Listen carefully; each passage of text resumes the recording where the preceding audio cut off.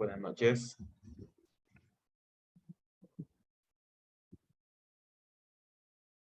Buenas. Buenas noches. Buenas noches. Habemos pocos compañeros conectados. Bueno, hoy revisé la plataforma y realmente al final solo somos 10 compañeros. Entonces, bueno, se redujo. Habíamos en algún momento 15. Entendería yo que por las dificultades que hay con lo que el departamento está dictando, entonces entendería que por eso algunos compañeros han retirado la clase.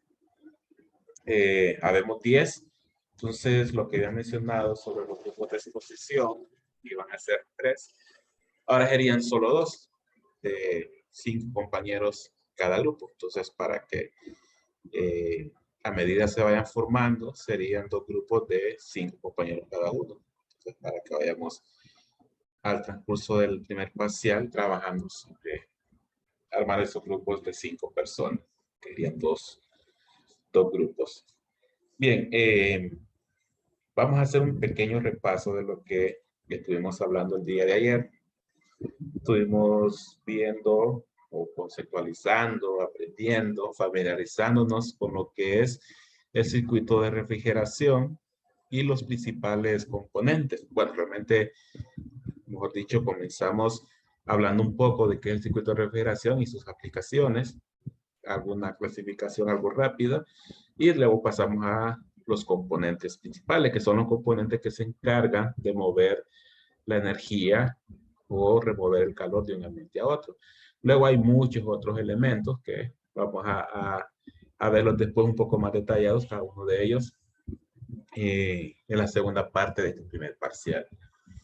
Entonces estuvimos usando de ejemplo el equipo de refrigeración o una de las aplicaciones con la que mejor nos desenvolvemos, que es el aire acondicionado, específicamente una mini split. Hablamos pues que este elemento que estoy marcando es el evaporador, se encarga pues de obtener el calor del ambiente que ya está frío. En el proceso pues el líquido que evapora adentro se evapora. Y tenemos el otro elemento que es el condensador, que mejor dicho es el elemento exterior y el cual contiene tanto el condensador como el compresor, incluso el dispositivo de expansión. Específicamente el condensador se encarga de botar el calor hacia el exterior, el compresor eleva la presión y el dispositivo de expansión pues realiza lo contrario que el compresor. Tuvimos un pequeño repaso sobre propiedades de las sustancias, sobre presiones de saturación, temperatura de saturación, líquido comprimido, líquido saturado, vapor sobrecalentado y la zona de mezcla, y también repasamos un poco de lo que era la calidad. Luego también al inicio de la clase hablamos del temario y la programación de exámenes. Entonces, ahora vamos a continuar. Siempre estudiando un poco más esos 4 elementos básicos, pero ahora lo vamos a ver viendo el circuito como lo miramos en termodinámica, simbolizando las imágenes de cada uno de los elementos y también cada uno de estos elementos ubicados en el diagrama presión-entalpía. Por eso ayer hicimos este repaso, aunque esta era temperatura, volumen, pero es también propiedad de la sustancia. Hicimos el repaso porque aquí lo vamos a necesitar y necesitamos pues tener un poco, recordar un poco de esos conceptos de termodinámica 1. Bien, esa mini split que nosotros vimos hace un poco, el evaporador está en esta zona y es el que tenemos nosotros en un equipo de aire acondicionado, es el elemento interior, este equipo que está por aquí. Luego teníamos el equipo exterior en la imagen de la mini split, pero el equipo exterior realmente tiene estos 3 elementos en una sola carcasa, pero al final siguen siendo 4 dispositivos del circuito de refrigeración. Bien, repasando un poco también, este equipo es el que se encarga de mover aire, o no solamente aire, puede ser un líquido para enfriar, producir agua fría, producir algún fluido alimenticio, mantenerlo frío. Entonces el evaporador lo que hace es que extrae calor de ese elemento que yo quiero enfriar, y al extraer calor, el refrigerante que va adentro, nosotros necesitamos un medio que se encargue de mover el calor a través de todo el circuito de refrigeración, y eso lo hace un líquido refrigerante. Mejor dicho, un fluido refrigerante, porque en este caso hay cambio de estado. En el evaporador, el calor que yo extraigo del ambiente lo gana ese refrigerante que está en una mezcla líquido-vapor y se termina evaporando por completo en este elemento. Por eso viene su nombre de evaporador. Ese líquido, o perdón, ese refrigerante que ya se evaporó, viaja por una tubería, que es el que nosotros vemos que sale del equipo interior, hacia un compresor. El compresor eleva la presión y produce vapor sobrecalentado. Vapor sobrecalentado y lo manda al condensador. En el condensador yo muevo un medio para enfriar ese refrigerante. Lo que voy a hacer es condensarlo y luego continuar enfriándolo. Y por eso pues el nombre del condensador. Ese medio puede ser aire, como es el caso típico de los aires acondicionados. El equipo que está afuera, que es el que hace más bulla, tiene un ventilador que fuerza a pasar aire y ese aire va más caliente y el que se encarga de enfriar este refrigerante. Una vez que ya botó ese calor, vuelve a repetirse el ciclo, manda ese refrigerante que ahora se convirtió en líquido, pues por un proceso de condensación, y regresa al evaporador. Pero antes de entrar, recordemos que acá nosotros elevamos la presión. Necesitamos volver a descargar esa presión a través de un dispositivo de expansión, que al final pues es una válvula que produce una caída drástica de presión hasta volver a llevar al refrigerante a una presión baja en el evaporador. Bien, este mismo diagrama lo podemos ver en el lado derecho, ya en el diagrama de propiedades de las sustancias. Por ejemplo, la entrada en el estado A sería este punto donde yo tengo una mezcla. Ya tengo un cierto porcentaje de líquido que se convirtió en vapor. Cuando el refrigerante se mueve a través del evaporador, empieza a cambiar de estado, moviéndose hacia la derecha. Sale del evaporador o, bueno, se sigue calentando un poquito más, que vamos a estudiar ese concepto más adelante, hasta que sale como vapor. Ese vapor viaja a través de la tubería, entra al compresor y el compresor eleva esta presión hasta su descarga en C, antes de entrar al condensador. Y en el condensador empieza a enfriarse hasta que se convierte en vapor saturado. Luego entra a la zona de mezcla, sigue perdiendo calor hasta que se condensa, lleva su calidad cero y se sigue enfriando un poquito más. Cuando ya botó el calor, nuevamente regresa al dispositivo de expansión y este produce una caída drástica de presión hasta que vuelva al evaporador. Bien, ese es el proceso o el ciclo que sigue el movimiento del líquido refrigerante o del fluido refrigerante a través de cada uno de los elementos del circuito de refrigeración. Bien, ahora para hablar un poco, ¿cómo es que yo logro mover calor de un ambiente frío hacia un ambiente caliente? Este es el caso del ambiente frío, con la mini split sería, digamos, el aula de clases, por ejemplo, y el ambiente caliente sería el exterior. Cuando yo sé que el sentido de movimiento del calor es de un ambiente caliente hacia uno frío, pero aquí queremos hacer lo contrario, moverlo de uno frío hacia uno caliente.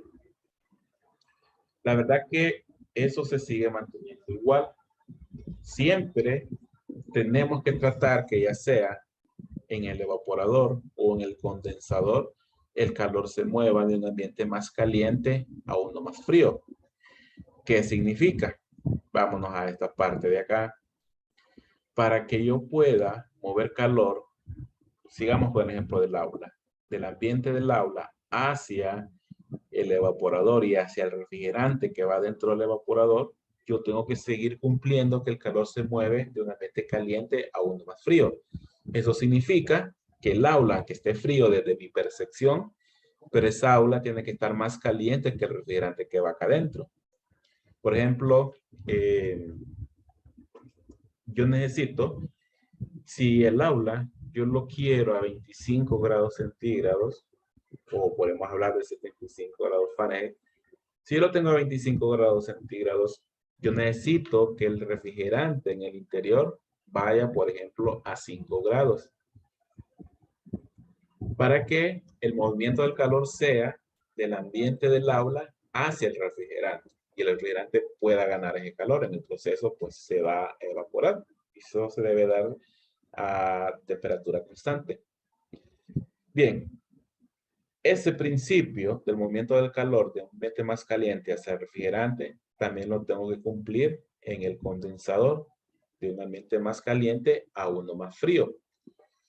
Pero, ¿cuál es el problema? Que yo necesito botar calor en el exterior, pero el exterior está más caliente que el aula. Yo tengo que asegurarme que este refrigerante esté más caliente que el exterior para poder botar el calor. Si no, también va a ganar más calor. Pero si el refrigerante salió a 5 grados de acá y el ambiente exterior está a 40, yo no voy a poder botar calor porque el refrigerante está más frío, más bien se va a calentar. Entonces el refrigerante va a 5 grados, pero afuera está a 40, yo tengo que asegurarme que este refrigerante esté por arriba de 40 grados para que esté más caliente que el exterior y el flujo de calor sea del condensador hacia el exterior. Por ejemplo, necesito que este refrigerante esté a 50 grados centígrados, por decir un ejemplo, para que pueda botar calor al ambiente exterior, que puede ser que esté a 40 grados, digamos, caso típico de San Pedro Sula. Pero ¿cómo logro yo eso? ¿Cómo logramos que el refrigerante aquí esté más caliente? Y ahí es donde entra en juego este compresor. Este compresor lo que va a hacer es incrementar la presión, pero en sí su objetivo es lograr que este refrigerante alcance una mayor temperatura. ¿Cómo lo va a lograr? Pues tenemos que jugar con las propiedades de las sustancias. ¿Qué quiere decir? Yo tengo que proveer que el refrigerante aquí se condense a una temperatura de saturación, que esa temperatura de saturación sea mayor que el exterior. Y para eso jugamos con la combinación de presión de saturación, temperatura de saturación, que estudiamos en termodinámica 1 y termodinámica 2. Por ejemplo, en el evaporador yo llevo 5 grados centígrados, perdón, que son como 45 grados Fahrenheit. ¿A qué presión se evapora el refrigerante a esta temperatura? Se evapora a 54.7 psi. Entonces, esta presión es la que yo debo tener en el evaporador para que gane calor. Pero cuando llega al condensador, para que bote calor, y como al botar ese calor yo lo que quiero es condensar, pero si afuera está a 40 grados, yo debo condensarlo a una temperatura mayor a 40, digamos 50 grados centígrados, que en Fahrenheit serían aproximadamente 130 grados Fahrenheit. Pero eso se logra con una presión de 213. Es decir, que para que el refrigerante pueda botar calor en el condensador, el compresor debe elevar la presión desde 54.7 hasta 213 psi. Entonces, ese incremento de presión es el que va a proporcionar que el refrigerante pase de 45 grados a 130 grados, que son aproximadamente 50 grados centígrados. Y así yo me aseguro que el refrigerante esté más caliente que el exterior y yo pueda propiciar el movimiento de calor del condensador hacia el exterior. Entonces, eso es parte de la función del compresor, elevar la presión del refrigerante hasta que se pueda condensar en el condensador, aparte de hacer fluir todo el refrigerante a través de todo el circuito. Bien, una vez que ya botó el calor, se condensó, ahora es líquido, pero sigue estando a 130 psi, perdón, a 230 psi, 130 grados Fahrenheit, aproximadamente 50 grados centígrados. Si yo lo mando directamente al evaporador, ¿qué va a pasar? Yo voy a tener un refrigerante a 50 grados centígrados, pero el aula a 25. No la voy a poder enfriar, más bien la voy a calentar. Entonces yo necesito ahora hacer lo contrario que hizo el compresor, bajar la presión de 213 hasta 54 para que vuelva a caer la temperatura por debajo del aula. Y así pueda ganar calor el evaporador. Entonces, función del compresor, incrementar la presión hasta una temperatura en la cual el refrigerante se pueda condensar en el condensador. Dispositivo de expansión provee una caída de presión hasta que el refrigerante alcanza una temperatura en la cual se puede evaporar en el evaporador. Aparte de controlar la cantidad de refrigerante, otra de las funciones de este dispositivo. Entonces, así es como un circuito de refrigeración logra mover calor de un ambiente frío a un ambiente caliente. Y no se vence o no se viola la ley de la termodinámica, se sigue manteniendo, se siguen cumpliendo. Necesitamos un dispositivo, en este caso un circuito de refrigeración. Bien, ese sería el concepto de cómo se logra mover el calor.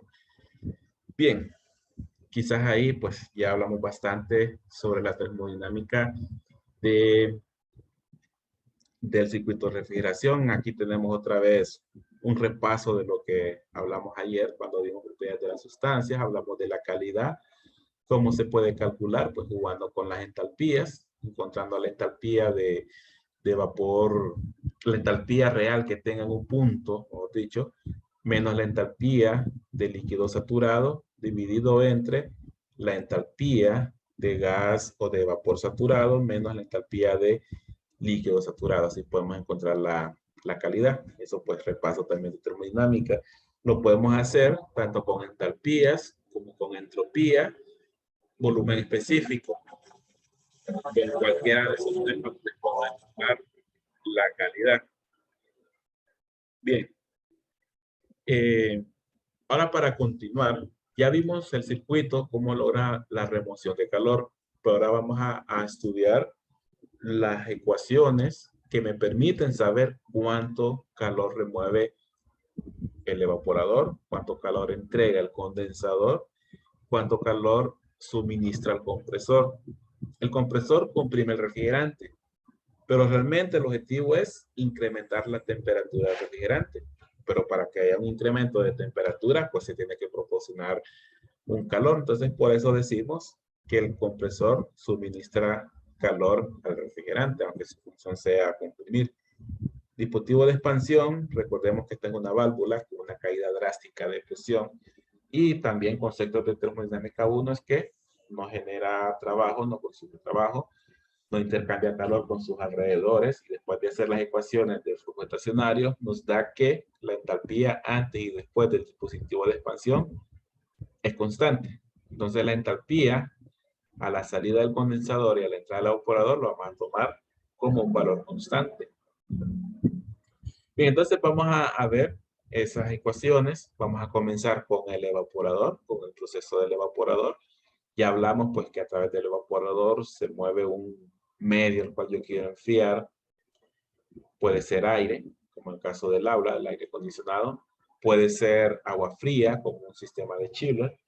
Puede ser un fluido alimenticio, como en la industria alimenticia, leche, jugo de naranja, algún refresco. Puede ser también este tipo de fluidos líquidos. Bueno, no solo líquidos, también gaseosos. Internamente, pues yo tengo una entrada de un líquido, que esto es importante. Al evaporador, cuando pasa el dispositivo de expansión, al evaporador, si vemos el gráfico, cae de un solo en la zona de mezcla. Entonces, siempre al evaporador va a entrar ya un porcentaje de vapor, o sea, con un porcentaje de calidad mayor que 0. Y eso se da en el dispositivo de expansión, que aquí se da una evaporación espontánea. Bien, una vez que entra en el punto B, aquí va a tener un valor de entalpía H sub B, digamos. Y se mueve a través del evaporador. Cuando llega a este punto, a la salida, llega al punto C. Aquí va a tener otra entalpía. Y recordando un poco, la ganancia de calor o generación de trabajo de un dispositivo, flujo estacionario, condiciones ideales, será la diferencia de entalpías. Entalpía final, entalpía inicial. Entonces, esa es la ecuación para saber el calor obtenido por el evaporador o removido por el evaporador, que aquí lo vamos a conocer como efecto de refrigeración, ER, en BTU por cada libra de refrigerante. Esto es importante porque aquí este valor de efecto de refrigeración lo vamos a medir en BTU por libra. BTU por cada libra de refrigerante que está moviendo a través del evaporador. Y esta es la ecuación H sub, bueno, H sub C menos H sub B, que como siempre menciono en todas las clases que doy, no nos memoricemos su índice, sino el concepto, entalpía de salida menos entalpía de entrada, porque en el examen puede ser que yo no use punto B y C aquí, puede ser que yo diga que este es el punto A y este es el punto B. Entonces, para evitar confusiones, recomiendo que lo que manejemos es el concepto y no memoricemos su índice. Entonces, aquí lo que yo tengo es una diferencia de entalpías. Y como gana calor, va a ser entalpía C menos entalpía B. O entalpía de salida menos la entalpía de entrada. Y ese va a ser mi efecto de refrigeración, que en sí es el calor que remueve mi evaporador. Bien, ¿qué más? Bien, esto es BTU por cada libra, pero si lo quiero en libras por minuto, perdón, en BTU por minuto, yo necesito involucrar un flujo másico y necesito multiplicarlo por un valor M, que el M pues es el flujo másico. Si es libras por minuto, yo cancelo libras y me queda BTU por minuto. Y eso lo puedo relacionar con esta ecuación. El calor de refrigeración, que sería el efecto de refrigeración, pero multiplicado por la masa, va a ser igual a BTU sobre minuto. Entonces, la masa yo la puedo despejar y yo tendría que la masa es el calor de refrigeración entre el efecto de refrigeración. Si yo despejo para acá, tengo masa por efecto de refrigeración, calor de refrigeración. Este calor de refrigeración, BTU por minutos, yo lo puedo multiplicar por 60 y me da BTU por hora. Y el BTU por hora es la forma de medir, una de las formas de medir la capacidad de un equipo de aire acondicionado. Por ejemplo, cuando compramos una mini split, pedimos una mini split de 1 tonelada, de 2 toneladas. Pero también podemos pedirla en 12,000 BTU, pero realmente es 12,000 BTU por hora. Entonces, ese 12,000 BTU por hora, cuando compramos la mini split, nos estamos refiriendo a la capacidad de extracción de calor del evaporador. En sí, lo que le estamos diciendo al proveedor que me va a vender la mini split es el efecto de refrigeración. O sea, necesito un aire acondicionado que me dé 12,000 BTU hora. Lo puedo dividir entre 60, me va a dar BTU por minuto y estaría dándole el calor de refrigeración. Lo divido entre el flujo másico y me estaría dando el efecto de refrigeración. Bien, esto es en cuanto al evaporador. Bueno, no tengo mi celular a la mano, entonces si dan las 8:45 me avisan para saber de que ya estamos terminando la clase. Bien, esto es en el evaporador y así como evaluamos el evaporador, así va a ser con todos los dispositivos, porque al final los 4 dispositivos son de flujo estacionario, condiciones ideales, entonces todo se resume a diferencias de entalpías. Salvo el compresor, que ahí sí podemos, si no conocemos las entalpías, podemos recurrir al consumo energético del compresor. Bien, el compresor, estamos viendo el proceso del compresor, es una vez que ya salió del evaporador. En el anterior, estábamos en el evaporador, pero una vez que salió y lo mando por las tuberías, va al compresor en este punto de acá. Y el compresor va a elevar la presión y en el proceso va a suministrar calor. Va a suministrar calor al refrigerante, el refrigerante va a ganar más calor. Por lo tanto, su entalpía va a aumentar hasta un punto D en este caso. Entonces también el calor que proporciona el compresor, que lo vamos a conocer como calor de compresión o CC, va a ser también una diferencia de entalpías. Entalpía final menos entalpía inicial. Nuevamente en BTU por libras. También lo puedo conocer como trabajo suministrado por el compresor. Es exactamente lo mismo, solo que cambia el símbolo. Con W, trabajo del compresor. CC, calor de compresión. Nuevamente, diferencia de entalpías. Ahora bien, este calor de trabajo, yo lo multiplico por un flujo másico y puedo obtener la potencia. Solo que la potencia va a estar dada pues, BTU por minuto. Yo puedo hacer una relación mediante esta ecuación que está por aquí para saber los HP. Puede ser que a mí me den los HP del compresor. Entonces yo puedo despejar para saber cuánta potencia en BTU por minuto me está dando el compresor. De ahí, si conozco el flujo másico, puedo despejar para el trabajo del compresor, que a su vez es el calor de compresión. Y si yo conozco la entalpía de entrada, yo puedo despejar hacia la entalpía de salida. Normalmente, en el evaporador sí conozco las dos entalpías, en el compresor no, porque no sé cuánto me está elevando el compresor, pero sí puedo conocer la potencia del compresor. Viene dado en una placa en el cuerpo del compresor. Bien, esto es en cuanto al compresor. Vemos que eleva la presión. Vamos a pasar ahora al condensador. Ya vimos, aquí vemos siempre el resumen en el diagrama, el proceso del evaporador, el proceso del compresor, sigue el proceso del condensador. Vemos aquí que el condensador realmente tiene, digamos que mezclado dos procesos. Primero, en el punto D, el refrigerante se encuentra como vapor sobrecalentado. Entonces, primero el condensador, primero lo enfría, o sea, le disminuye temperatura hasta llegar a ser vapor saturado. Una vez que ya alcanzó a ser vapor saturado, entonces ahí sí comienza a condensarse. Ya esto ya lo hace a temperatura constante y presión constante, hasta llegar al punto A. Para eso, pues hacemos pasar el refrigerante a través de un dispositivo y este, a su vez, también corre un medio enfriador del condensador o del refrigerante. Puede ser aire, como el equipo de aire acondicionado, puede ser agua, como equipo chiller, puede ser un intercambiador de calor, en el caso de que este calor yo lo aproveche en otro proceso, como una cogeneración. En el caso de chiller de absorción, podríamos tener ese caso. Bien, nuevamente es un dispositivo de flujo estacionario, condiciones ideales, entonces todo se resume a diferencia de entalpías. Aquí estoy descargando energía, entonces yo tendría entalpía inicial menos entalpía final, o entalpía de entrada menos entalpía de salida, o entalpía H sub D menos entalpía H sub A. Y esa energía la voy a conocer como calor de rechazo en BTU por libra, calor de rechazo.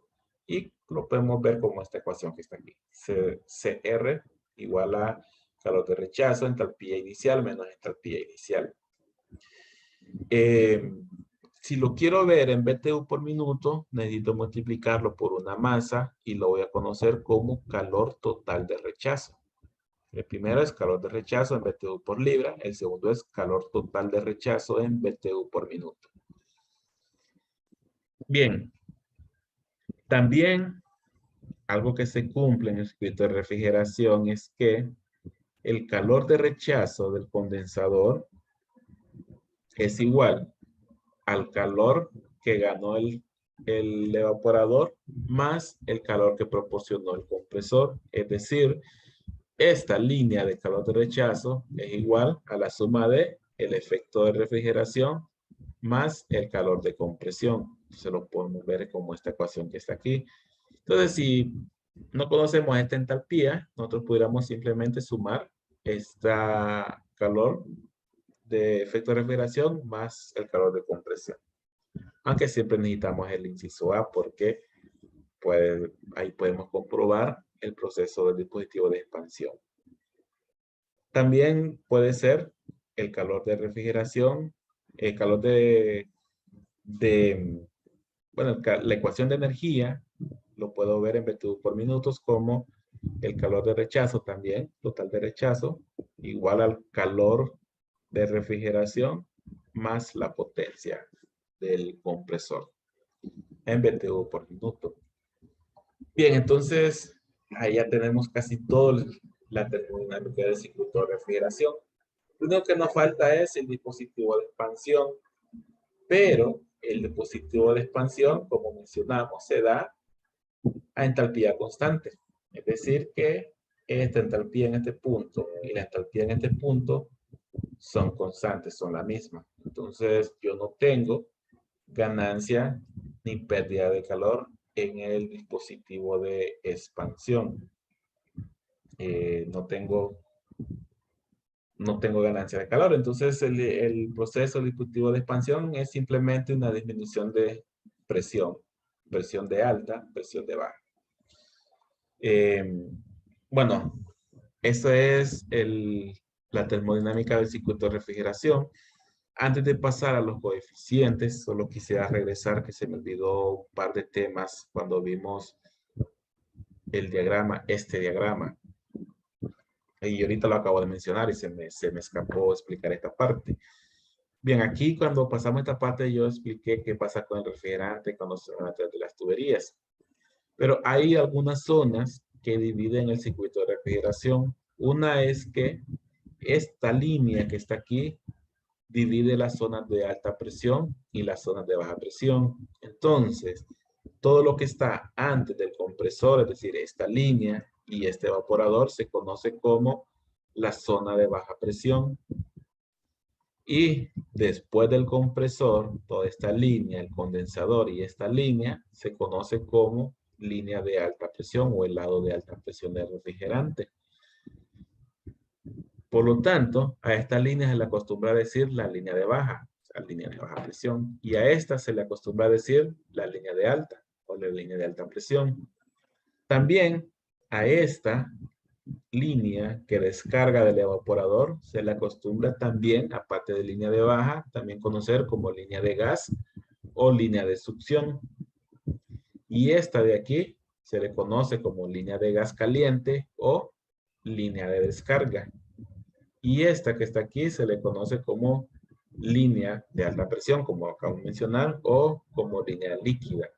Entonces, son algunos términos que pueden escuchar cuando un técnico hace una evaluación de un equipo que menciona línea de baja, línea de alta, zona de baja, zona de alta, presión de baja. Entonces, a lo que refiere es qué es lo que está midiendo. Si es línea de baja, está midiendo esta tubería que está aquí. Si está midiendo línea de alta, se refiere a que está midiendo la línea líquida. Línea de succión también a la descarga del evaporador. Bien,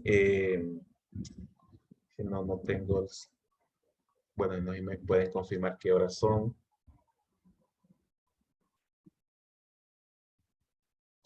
Bueno, creo que todavía hay un poquito de tiempo. Solo nos haría falta ver el coeficiente de rendimiento. El coeficiente de rendimiento que mide que también genera enfriamiento mi circuito de refrigeración con respecto a lo que consume. Y no es más que una eficiencia térmica. Como menciono yo siempre en termodinámica, que la eficiencia térmica, aparte de memorizarlo, no memorizarlo, sino interpretar que la eficiencia térmica es evaluar el objetivo versus el costo de un dispositivo. Por ejemplo, ¿cuál es el objetivo de un circuito de refrigeración?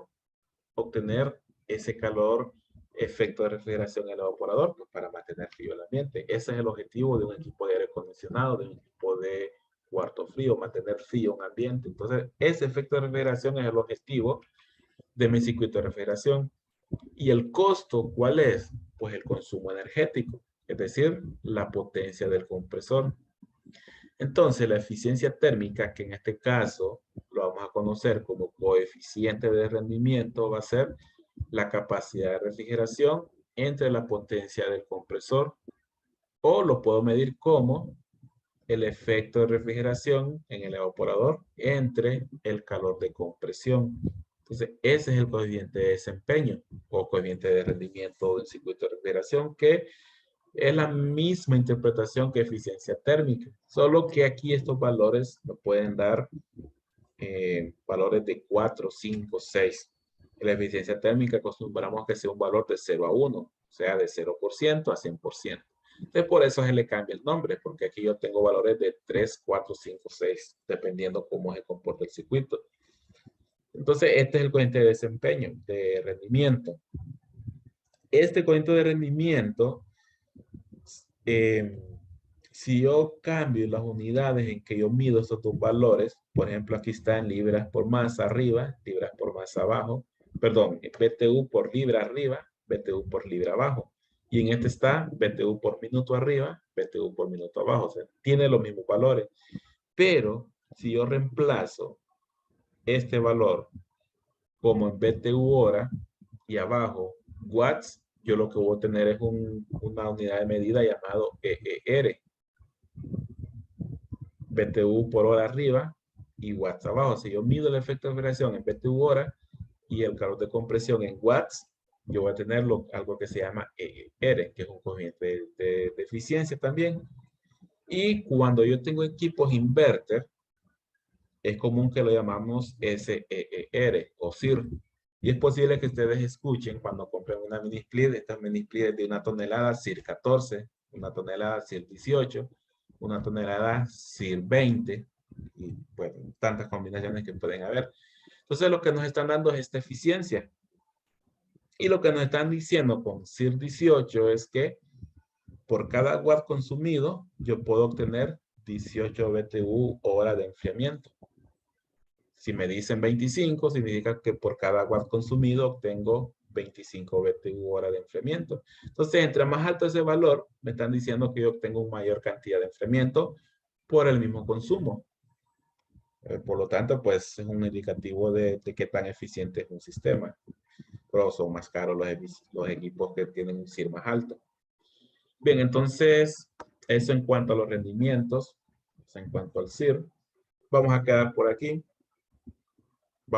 Porque ya el concepto que sigue la diapositiva, que es un concepto completamente nuevo, que no recuerdo si se toca en termodinámica 2, pero hay que interpretarlo bien. Entonces, mejor conceptualicemos lo que vimos, termodinámica del circuito de refrigeración, más el coeficiente de rendimiento, para que ya mañana veamos sobrecalentamiento, su enfriamiento, y de ahí, pues, podríamos ya ver un primer ejemplo de refrigeración antes de pasar a ver los dispositivos de refrigeración ya un poco más detallados, clasificación, tipos de evaporadores. Vamos a ver mañana entonces con el sobrecalentamiento, su enfriamiento, y vamos a empezar a ver el primer ejemplo que lo terminaríamos entre mañana y el lunes. Y luego terminamos de ver lo que es el contenido de la presentación del primer parcial. Bien, entonces, no sé si hay alguna consulta, si no, pues nos vemos mañana.